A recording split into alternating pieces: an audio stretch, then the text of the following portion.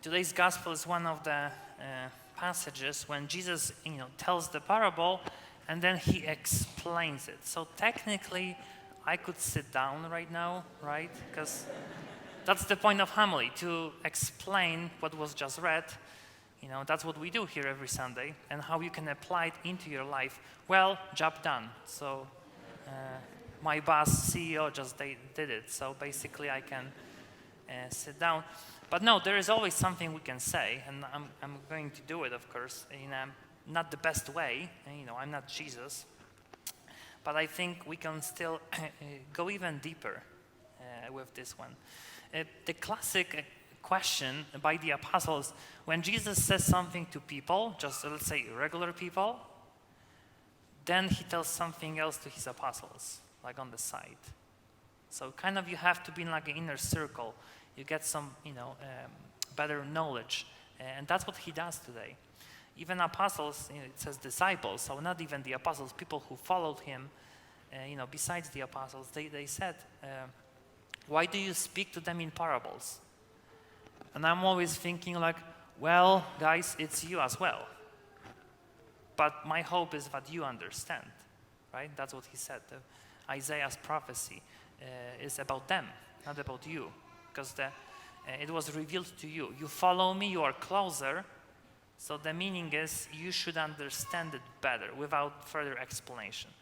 But here is what it means, and that's why Jesus explains, what it means. But the parables itself, this parable, really great example. Why? It's a classic tool when, for anyone who is a professional speaker, including myself, right? I do it every day. Remember, you are a professional at anything if you get paid for it, right? So I'm a priest, I get paid for it, right? So I'm a professional Catholic, right? You are not, right? You are like doctors, lawyers, Being a parent is not professional because you don't get paid for it, right? You know what I mean? Yeah. Out of respect. No, it's a great job, but you don't get paid for it, which means you're not professional, right? Teachers, professional, teachers, they get paid for it. So here you have Jesus who he's using this tool, which is a story. I was thinking, how could I use this kind of meaning behind this one, using, for you? Because the point of parable is like you use what people whom you talk to, they can understand it. Something that they have in their lives. Like here in Colorado, it would be like going to hike a 14er without anything. No water, no food. Is it smart? No, right? You agree with me? No, it's not. So like being Christian and trying to reach the summit, which is heaven, but not taking any food or water with you or help, whatever it means in your backpack, it's not really smart. So Jesus is using this kind of image today, but using the image that people can understand, the farmers. Most of them were farmers. So that's why sowing is a classic image. But two things here. The sower, the one who sows the seeds, what he's doing, probably maybe some of you got it. Sowing like this, like everywhere, like you don't care, you just walk and like do this, it's stupid. If you ask professional farmers, they don't do it. You have to be really precise where you sow, okay, on the right ground. You just don't go like everywhere, right? You don't do it. It's not smart. But this is the image of God. He is smart, but he is so in love with us, but he just sows everywhere. Because he hopes that even people who don't believe in him will get something. Okay? Loving someone, if you think about it, love itself is not smart. It's often illogical.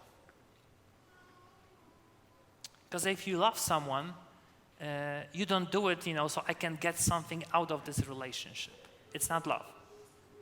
Jesus dying on a cross, it was illogical, not really smart, but he did it out of love. So even sower in today's parable, he's sowing everywhere. This is not smart, but this is God's love. It goes everywhere. He hopes that everyone will get it. But then the end of the story is that, of course, when it falls on a good ground, good soil, it bears fruit and yields 100 or 60 or 30-fold. Again, if you are a professional farmer, you know it never happens. You don't get this kind of return, ever. 100-fold, never happens. So that's what Jesus is trying to say. It's kind of like hidden meaning behind, the parable. He sows the seed, he wants to reach everyone. But if you really get it, if his love falls on you and you are a good soil, it's just beyond imagination what can happen. But of course, he gives us what happens if it's not a great soil. So I'm not going to explain, Jesus' words, because he is God. He knows better always. But there are still, I think, a few things we can talk about, not a good soil, not a good one.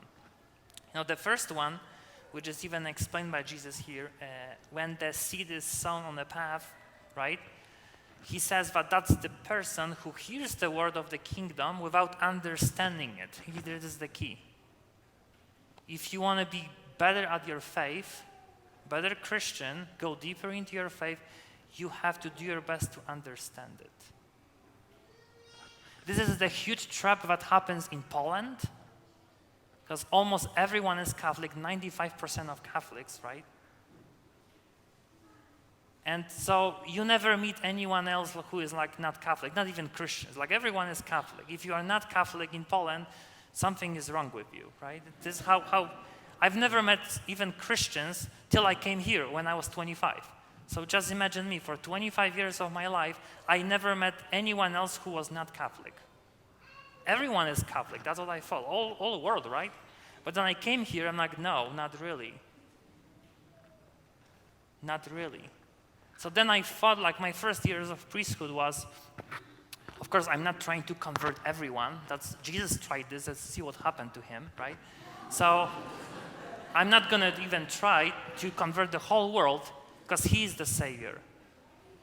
I told Father Brian that, I'm 33 this year, so it's time to die. I said this kind of as a joke, I always do, in January when I was celebrating my birthday. And, to die on the cross, you have to be nailed to it, which means you have to get 1, 2, 3 nails, right? 2 already happened. I'm not going to explain what happened to me. It's just July, but I got 2, so 1 more left. We'll see what happens this year. I'm pretty curious. But I'm not trying, not each priest, or me or Father Sean, Father Brian, or any priest in the world, we cannot convert everyone. We can do our best with God's help, right? But we have to look, in you as well, at this parable. We can sow the seed. But even sometimes you don't see the fruits. Many priests can tell you, when they come to the parish, they do their best, and sometimes nothing happens. But then, years later, someone sends you an email, Father, you said this when I was a teenage boy, and let's say one sentence just stuck with me, right? Thanks be to God, and by God's grace, it happened to me once at my previous parish. I was preaching every Sunday, nothing really happened, and then one day, after a year of being there, one man came up to me and he said, Father, I'm there in the pew with my family. I'm not Catholic, but my whole family is Catholic, right? But every Sunday I was just here, just listening to you, and I want to become Catholic now. Wow. So every Sunday I was just sowing like this, and finally he was a good ground. He got it. But Jesus says, why? Because he or she understands. See? He or she understands. This is kind of like the practical side of this homily. What can happen to you if you are already Catholic? You can fall into this trap, which is called a routine, which means you are here every Sunday, which is awesome. But then if you even don't try to understand what was read, then slowly you can drift away. I mean, you are still here, but your faith is really shallow. And the faith becomes just like what I can give to God and what He can give to me. It's like, Jesus, if I pray 1 rosary a day, I want you to give me a better job. Deal? Like we do in Poland. And He's like, no. Why? Because His hands are nailed to the cross. You want a good deal? Come here. Take this. Take the cross and follow me. That will never happen with Jesus. Faith is not, I will pray this prayer, or I will come to the church on Sunday, and you should bless me. My life, my family. No. The thing is, God does His best, but we have to do our best as well, which means I will do my best to understand my faith. That's what happens to people who leave the church or the faith because, like Jesus says, something happens in their life. The roots were not really deep. Something happened in their life, whatever, and they just gave up. But trying to understand your faith, it means you go deeper. Your roots are going deeper. And so when even the huge wind comes one day, whatever it means, you are still there. Jesus says, persecution, tribulation. But if your roots are deep, you will stay. But here is the last point of my homily. Jesus didn't say nothing about it, so I'm trying to say something. Freedom. Freedom is required to choose God, right? Choosing anything means you can do it. You are free to choose whatever you want to do. When Jesus says that He sows the seed, it means you have to choose to do your best to understand it. If you don't want to do it, then of course you will not. You will not understand it. So there are I think 2 ways we can cooperate with God's grace to really spread our roots deeper. The first one would be the channels of grace, which of course are the sacraments, the Bible, the teachings of the church, intercession of the saints, and the gift of prayer. Gift of prayer. So if we use them, they are tools. If we use them, then your roots are growing. If we don't really use them, then your roots are not growing, and again, it's a huge danger. But everything feels fine till something happens in your life. I've seen this a lot, even with my friends back in Poland. Everyone is Catholic, like I said, right? But you can see who really works on his or her faith if something happens in their life. And that's what happened to all of my high school friends. There is kind of like a tragedy, or I don't get what I want from God, this kind of way of thinking about faith, then they just give up.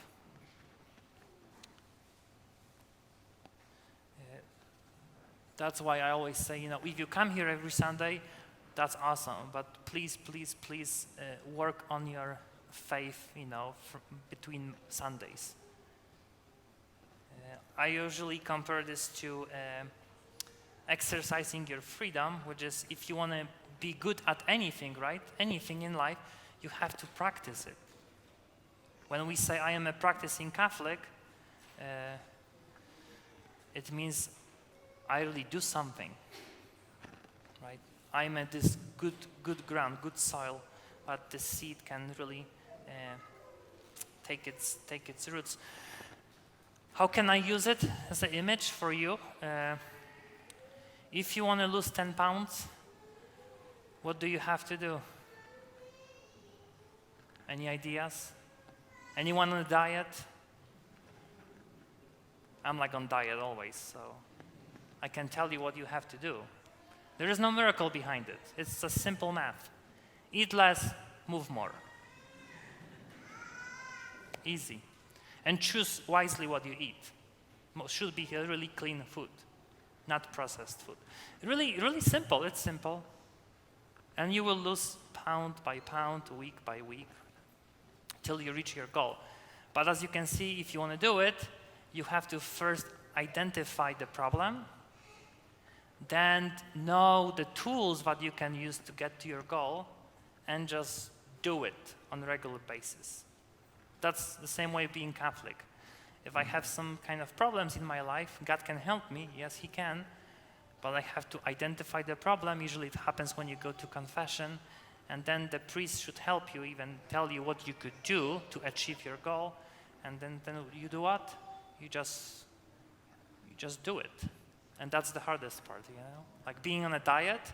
Everyone thinks, being on a diet is like, it's terrible because you cannot eat what you like, right? You are always hungry. You know what I learned since I do cycling, and like diet is like never-ending game. You just have to start loving stuff that you eat. Healthy food.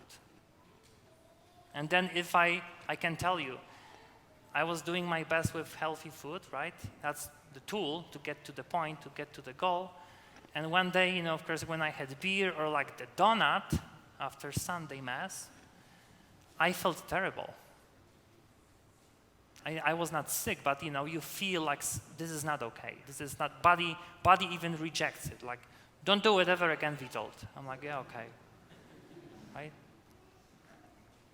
Same with faith. I have to choose, right? I have to use the tools I have, sacraments again, the prayer, and this is the choice. This is the gift of freedom. If you want to, again, lose some weight, well, it's really simple. If you want to be good at anything, you just have to practice it. That's why people go to college, right? If you want to be good at anything, you have to be a lawyer, you have to go to a specific school, right? And you do it for years. If you're going to be a doctor, if you want to be a priest, you have to go to a specific school and just do what the teachers who know this stuff, they help you to achieve the goal. Jesus is the teacher. And this is the school of life. And you are the students, like sitting actually in the pews, right? The goal for us is, be a good ground, good soil, but we have to choose to do what He says, and that's the most difficult part of this school. So today, let us renew our commitment to Him. Let's promise Jesus to really listen to His words and try to understand it, right? That's the point. If you go to school, the goal of going to the school is not about getting really good grades, but just getting knowledge, understanding something, right? And then you can use it later in life. Same here. If you want to be good practicing Catholic, well, we have to practice. Do it daily, not just on Sundays. And trusting that Jesus knows the way. And He really does. If we do it, we'll be really good soil. We'll be the ones who understand the word, and we'll be the ones who bear fruit and yield 100 or 60 or 30-fold. But again, it's our choice. No pressure, okay? No pressure. Again, remember, there is no deal with God. You just have to follow Him, which is difficult. I know it is. But if you do it, it will bring you happiness, and you will see a lot of fruits in your life.